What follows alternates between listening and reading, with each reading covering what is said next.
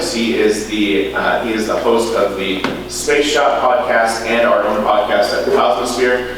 Check out both of those podcasts, and without further ado, John Mulnix. All right, let me get switched over to Canva here real quick.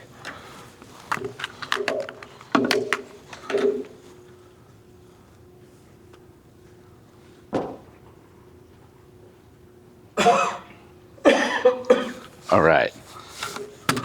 Let's double check to make sure this works. Give me 1 second. Perfect. All right. So good morning, everybody. Like Chuck said, my name's John. And today we're going to be talking about the first winged spacecraft and the history of hypersonic flight. So this, anybody know what this is right here? Right, the Wright Flyer. So this was the first heavier than air aircraft that did controlled powered flight. And we went from this to this in 56 years. A lot happened in that ensuing time. So we're going to talk a little bit about that today. We're going to start off with just a little bit of a timeline, the goals of the program. We're going to talk about the vehicle, the astronauts, all that good stuff. So let's get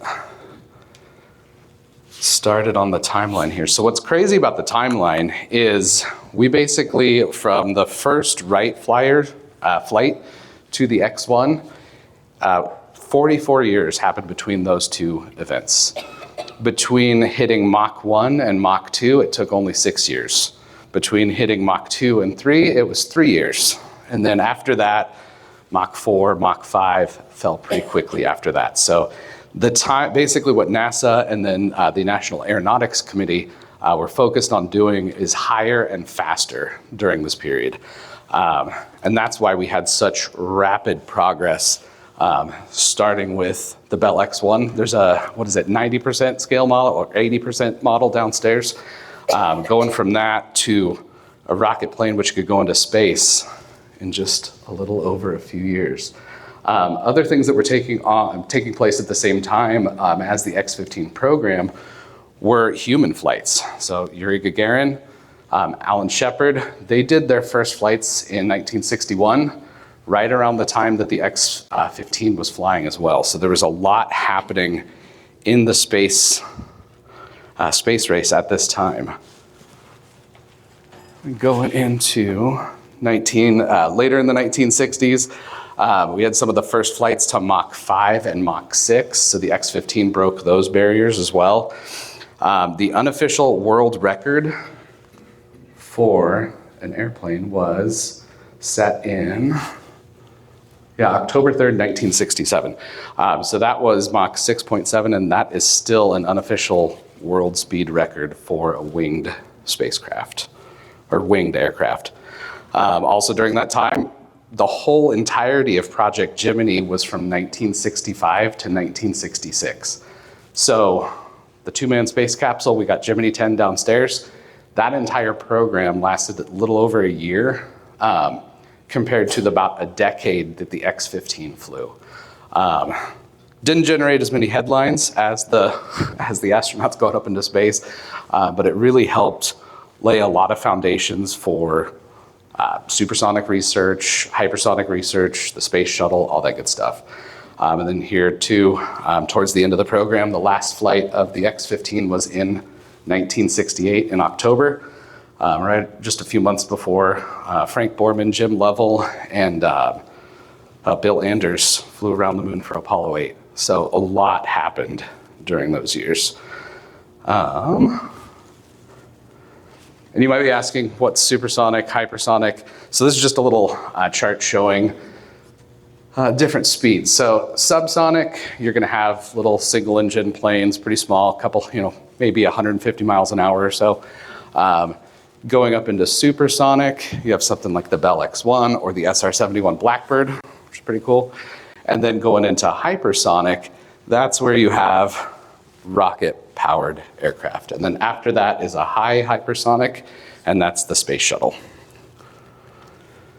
So the goals of the program were just to prove that hypersonic flight was possible. We didn't know what would happen to an airplane if it went that fast. So there was a lot of basic things that they wanted to prove with this. They also wanted to prove that astronauts or pilots could control the attitude of a vehicle in space. So that was an unknown when the program started. And was crucial for human spaceflight during the space race. Also, just to transition from airless flight back to atmospheric flight. So with the X-15, it was designed to basically get all the way up over just about the majority of the atmosphere and then come back in controlled. And they also wanted to figure out high temperature aerodynamics. So about 2,000 degrees Fahrenheit coming back in. So super alloys like Inconel were used to make sure that the airframe could withstand that. And then there was a ton of people that were involved with the X-15, but that were also involved with the space program more generally. Walter Williams, Harrison Storms, Hugh Dryden, Maxime Faget, James Whitten, Norris Dow. There's a ton of people, and just reading about this program, I could probably do podcasts for an entire 2 or 3 year run just talking about the people that developed the X-15.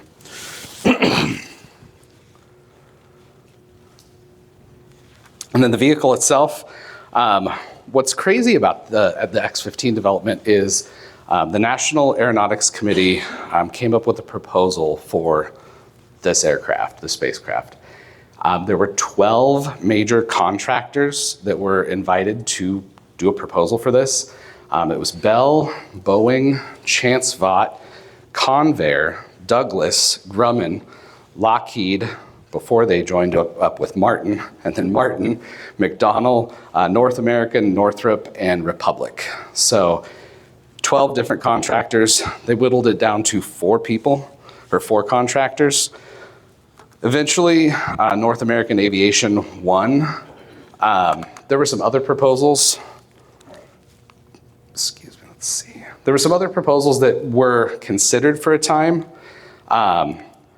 Ultimately, North Americans won just because it had the best performance, the best weight. It was going to be the most scientifically capable out of all the designs. There was one proposal where I think it was Douglas. Yeah, it was Douglas. They were calling for a super thick Inconel skin. So if you've ever seen an airplane up close, really thin skin, you want it to be as light as possible. Douglas's design had parts of the leading edge that were over a ½ an inch thick, making the airplane super heavy, but it could also withstand some crazy heat. Ultimately, that one didn't work out, so they decided against it, but there were some really interesting concepts that were pursued to try to push the state of the art. 3 different aircraft were made, the number 1, the number 2, and the number 3. The number 2 aircraft was damaged in a crash, so they actually rebuilt it. They were able to lengthen the fuselage. What's crazy is when they did that, all of the mechanical interlinks between the front of the aircraft where the cockpit is and the rear, they had to add basically splices to make those cables longer.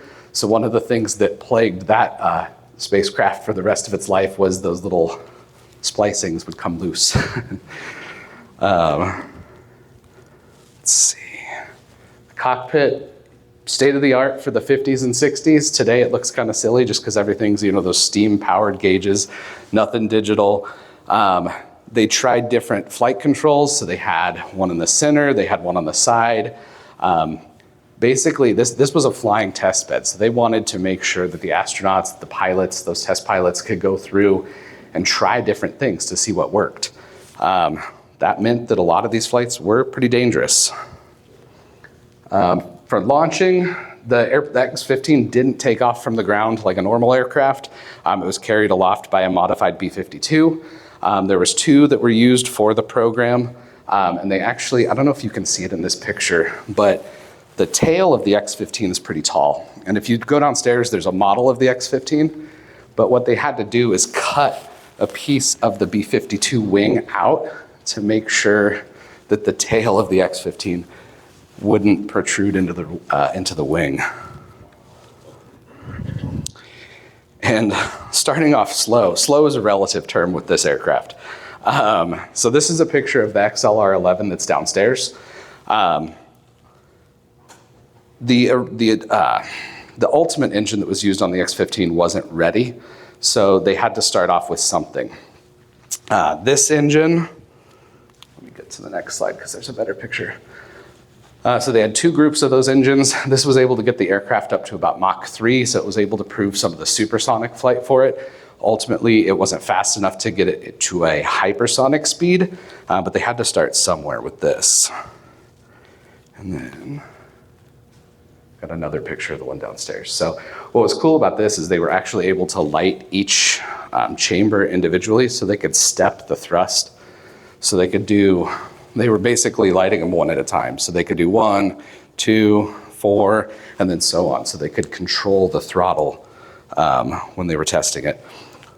Ultimately, the fastest one was the XLR-99. This had, I want to say, so the Mercury Redstone, the smaller rocket that's out front, I think developed 70, help me out here, like 70-something thousand pounds of thrust, I think. Maybe. Don't quote me on that, but it's close. This engine could throttle from 15,000 pounds of thrust all the way up to 57,000 pounds of thrust. It had regenerative cooling, but basically what's crazy about that is it was a extremely powerful engine crammed into something so small that that's what got it going up to those crazy high altitudes and speeds. And then everything was done by hand. So like when the pilot punched the throttle, if there was a delay of a second or two doing that, it could ultimately vary the altitude that they reached by 10 to 15,000 feet.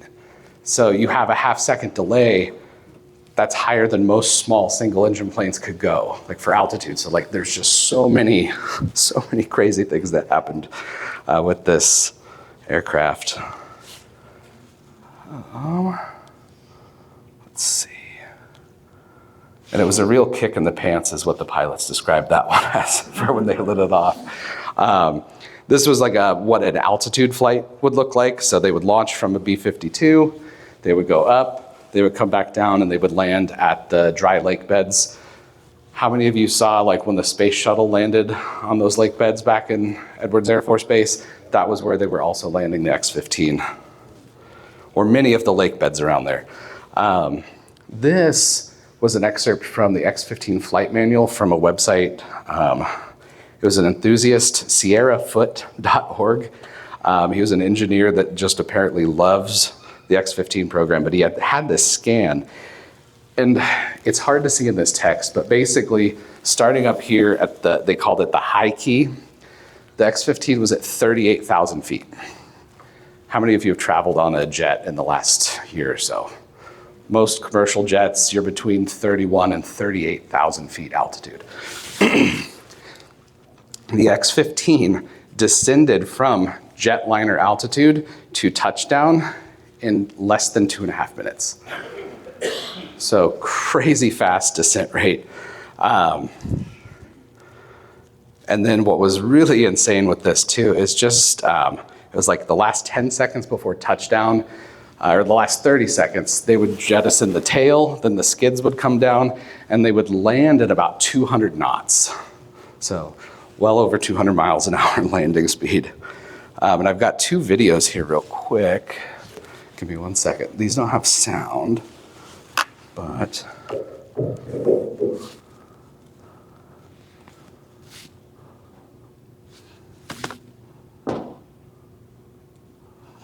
so this is just going to show what it looks like when the X-15 launched from the B-52.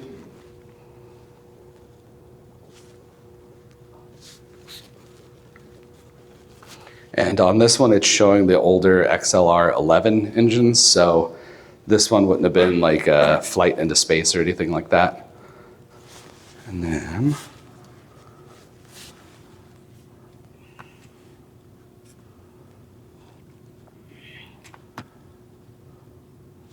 the landing. Oops, did I hit pause on it accidentally? There we go.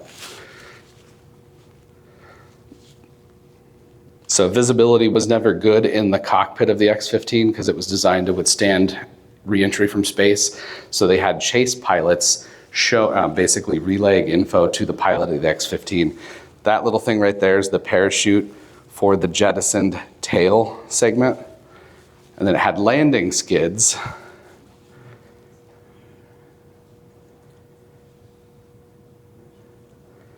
And here it is coming in on a lake bed.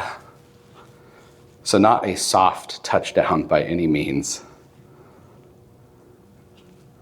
The pilots described it, basically you're a passenger. The point that the skids touch down, they're not steerable. So once you touch down, you're just riding it out.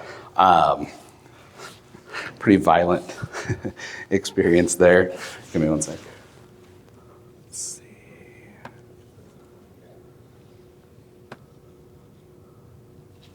And speaking of the pilots, test pilots, all of these guys had flown either combat, or they were all combat pilots at that point, but they were flying for military, civilian, contractors, all sorts of stuff. And they were a pretty interesting group, funny group of guys. They had a good sense of humor. This is where the engine was a real kick in the pants, as they're kind of showing us there. And there's just three pilots I want to talk about today, because there's way more that I could cover in one presentation, but it's Milt Thompson, Neil Armstrong. You guys have probably heard of that guy, I'm assuming. And then Kansan, actually, Joe Engle, who sadly recently passed away this year. But we're going to start off with Milt. He wrote a really cool book called At the Edge of Space, the X-15 program. Thompson described landing the X-15 as the ultimate dead stick landing. So are there any pilots in here? Yes. You know what a dead stick landing is, right? Sure, it's like you have no power. Yeah, no power. So you're coming in, you're basically a flying brick in the X-15. Here he is pictured next to a mock-up of the X-15 later in life. If you're looking for a good book, definitely recommend. It's called At the Edge of Space. Obviously, it's his personal views on it, so you take any historical narrative like that with a grain of salt, but it was a really interesting read. Next up, this guy. Nobody's heard of him before. So Neil's first assignment was as a civilian with the National Advisory Committee for Aeronautics, so the predecessor of NASA. His first assignment was testing flight techniques on a P-51 Mustang. And just think about that in the context of the space race. The guy that landed on the moon was doing flight testing on a World War II fighter, which is pretty crazy if you think about it. He also had a brief stint as a consultant for the X-20 Dinosaur program, and that's Dyna, D-Y-N-A, not dinosaur. And then, yeah, here we go. So he flew Gemini 8, Apollo 11, but most importantly, he's remembered really as I think he would like to be remembered as a research pilot and an engineer. He loved that engineering aspect of all things flight. On one flight, and are we good to show it? Do we have audio? Okay, cool.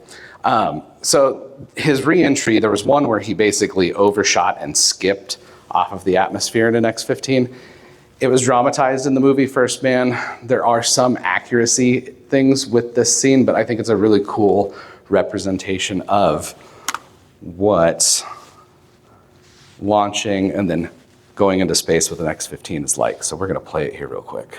So since you landed out there in the desert, did they fry you? Yep, so they had recovery teams, all the dry lake beds. There was always a primary, secondary. There was lots of landing sites that they had prepared for. So this one, he didn't go into space on this, but this was the longest flight of the X-15 program. So he went the distance here. Let's see. And then one of the things, I don't know if you noticed the little thrusters that were firing in space. So that was one of the other things they were wanting to test on the X-15 was the atmospheric controls. So you saw him pulling back on a stick. flying the X-15 to and from space was all done by hand. Once they were up above the majority of the atmosphere, that's where those thrusters would kick in.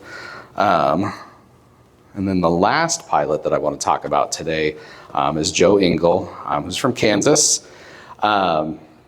He, in classic test pilot understatement, his first flight was on an X-15 with the LR-99 engine, and Engel stated that he was impressed with the steepness of the climb on the X-15. So just classic deadpan. Love that stuff. So he also flew the Space Shuttle Enterprise for the approach and landing tests for the shuttle. He flew STS-2, which was the second flight of the shuttle program in Columbia. And then he flew STS-51I. Don't ask me to explain the numbering system that NASA had in the 80s for the shuttle flights, because that's like a whole nother topic that's super confusing. But basically, I think out of all the shuttle pilots, Engel was probably the most qualified for that, just because he had experience in an actual rocket plane before he flew the shuttle. And that actually kind of leads into some of the results that I want to talk about. The X-15 really expanded our knowledge of what we could do with a winged spacecraft, eventually the shuttle. It also helped develop the cue ball. So I'm sure all of you have seen the cue ball downstairs at some point. If you haven't, you need to go back through. So basically it was at the tip of a rocket, or in this case, the X-15. Basically, it was an Inconel sphere that monitored how the air flowed around it to see how fast a rocket was going, where it was pointing. It was basically the eyes of a rocket as it ascends to space. One of the interesting ways that they tested the X-15 cue ball was they actually stuck the instrument in front of the exhaust plume from an F-100 fighter at full afterburner. So in the 50s, they didn't have advanced computer simulations. They had to do a lot of things manually.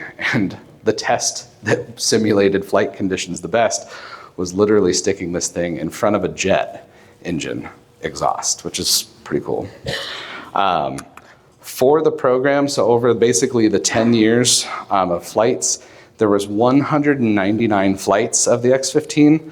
The total free flight time, or the total flight time for the program was 30 hours, 13 minutes, and 49 seconds over a decade, so not a ton. I think Milt Thompson was quoted as saying that flying the X-15 was not a good way to build flight time because the flights were very short. But those short flights gave us the necessary information for the speed and altitude flights that we'd be doing later with the shuttle. There was also some cool results with scientific instruments. They carried a Hicon camera. Some of the flights carried a camera that was basically used on spy planes. And it was able to take pictures like the one on the left here. These other two pictures just show there were some incidents with the X-15. One of the ones, the one on top, it was a hard landing and it basically broke the back of the X-15 because there was too much fuel in it and it wasn't designed to land with that much of a load. The pilot walked away. It was Scott Crossfield for that one. The second one is the crash that pilot Jack McKay was involved in. This one, he was pretty severely injured. At the time, they found he compressed vertebrae, so basically messed up his spine. His family was quoted that he was basically never the same after that, just because it was in the 60s. Instead of getting medical help, you self-medicated with alcohol a lot of the time, and he ended up dying in the 70s, and just was really never the same after that crash, sadly. Here's another image when it just had a ablative coating painted on the outside of the airframe. The people that worked on the X-15 program like to say that it got results, not headlines. So while everybody was flying Mercury, Gemini, Apollo, they got all the big headlines. The X-15 program had 765 research reports that were based on the data gathered during that program. Let's see. I mean, like I could go down a whole list here. There was 25 specific accomplishments that a Langley researcher came up with, but I mean, first application of hypersonic theory from a wind tunnel to an actual flight test vehicle, using reaction controls in space. The first time they used super alloy structures that were capable of withstanding hypersonic reentry. The cue ball development. They developed the first practical full pressure suit for pilot protection in space. Super important.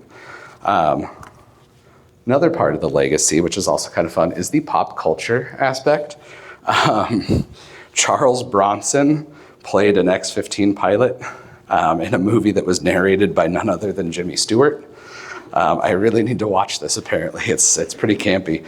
And then just yesterday, I was talking with one of my bosses, and he had this little tricycle pedal cart growing up that was called the X-15. And he said it was really cool. You could lean into it and it would actually steer as you were driving it. So other things that we saw were the space shuttle.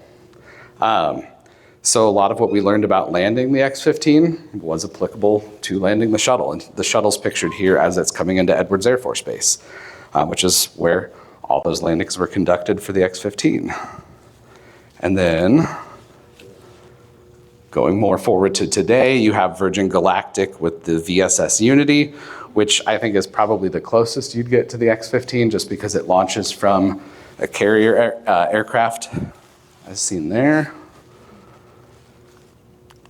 Other winged space planes, Sierra Nevada is coming up with their Dream Chaser spacecraft. This will be flying cargo. Last time I checked, I think the first mission to the station will be next May.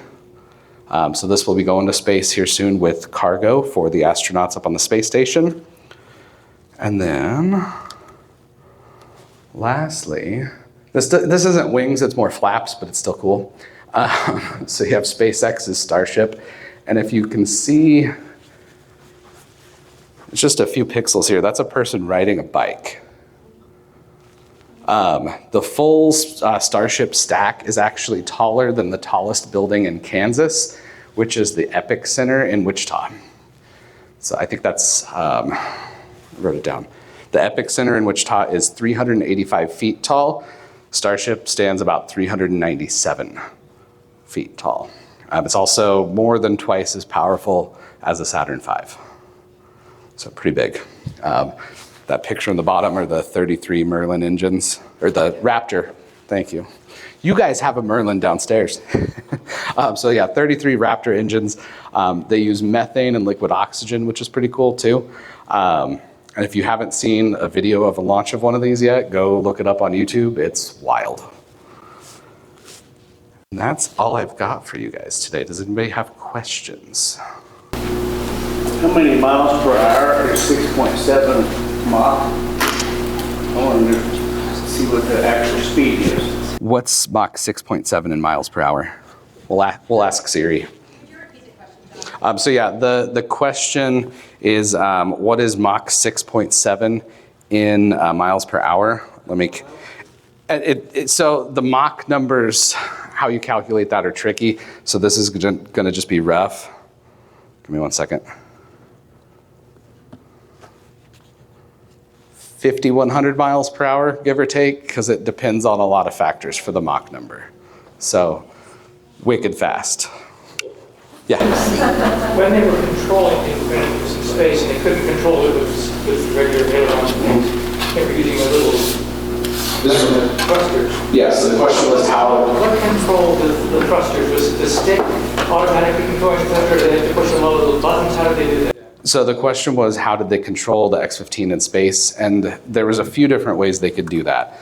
Let me pull up the slide with Neil here real quick. So one of the things that Neil did when he was flying is he was testing different control systems.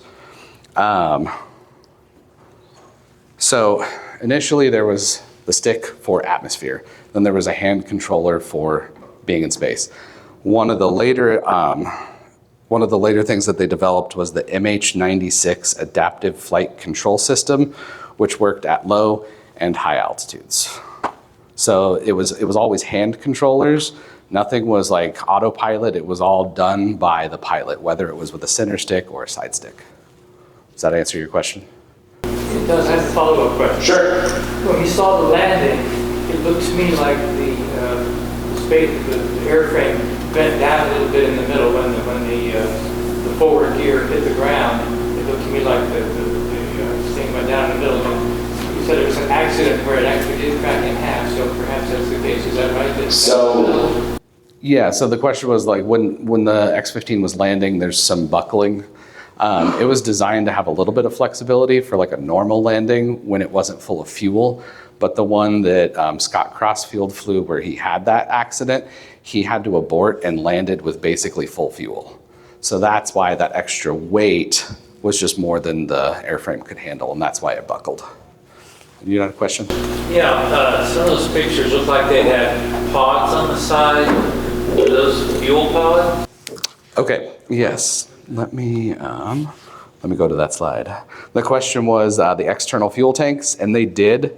The X-15, I think we're actually back a few more. Give me one sec. Let me see what slide it is.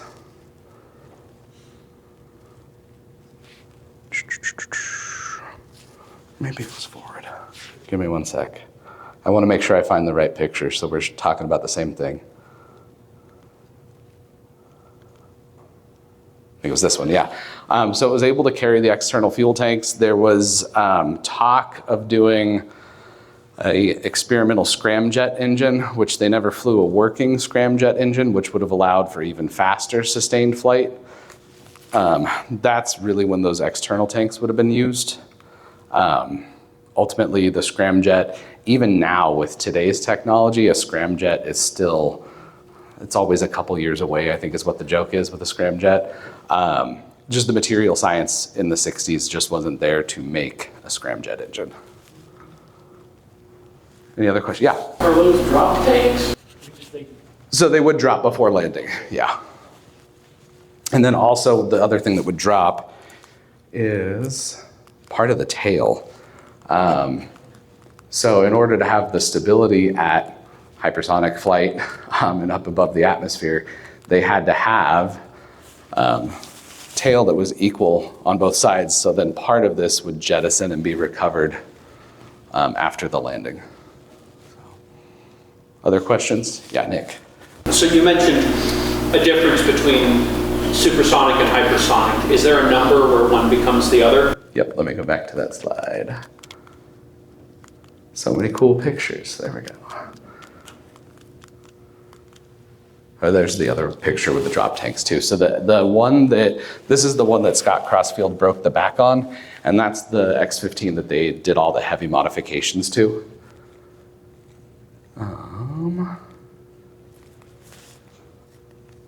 There we go. So this kind of breaks down, like we were talking about earlier, Mach numbers can vary.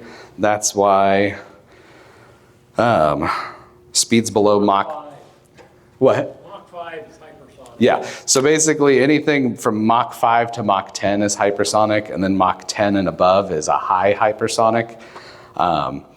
Then subsonic, transonic is below Mach 0.8 or about 600 miles an hour.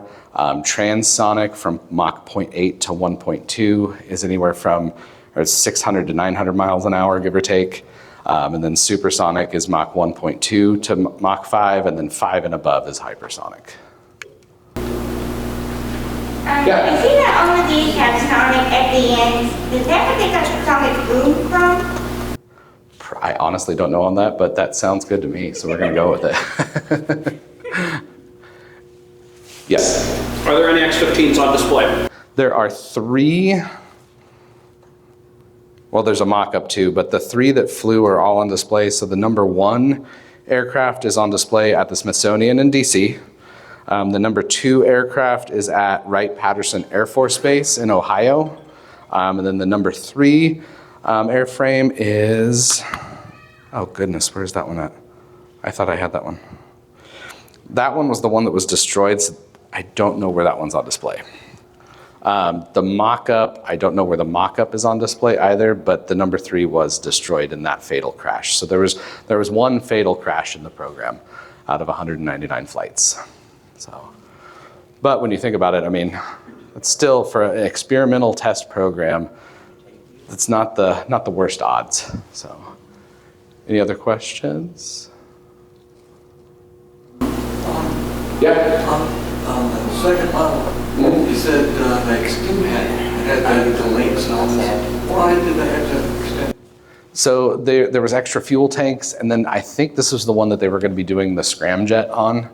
So the extension was for, let me double check on that for you, but it was related to that scramjet from what I remember reading. So, and then I don't know if I have a picture of it with the scramjet mock-up. But let me pull that up real quick because it looks really cool, and I just want to show that before we end because we still have a few minutes, right, Chuck? Yeah. Okay, cool. Give me 1 second.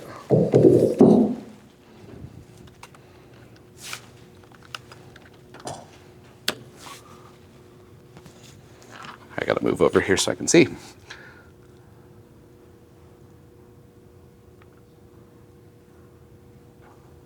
So yeah, here we go. So the scramjet would have been down there.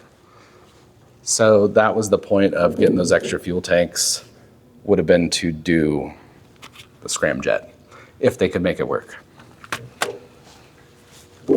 Any other questions? How much longer did they make the one? So they made it. They made 3 airframes. So the 1, 2, and 3. North American. It was kind of funny. Like the development, defense contractors want the indefinite quantity, indefinite delivery. They want to be making lots of things. That's why some of the prime contractors didn't ultimately want to do this. Is they wanted to make a production aircraft, not a research aircraft. So that's why there's only the 3 airframes. It's a good question. So yeah, did I repeat the question? Sorry, the question was why they only made 3, and if there was any more that were made, and it was just those 3.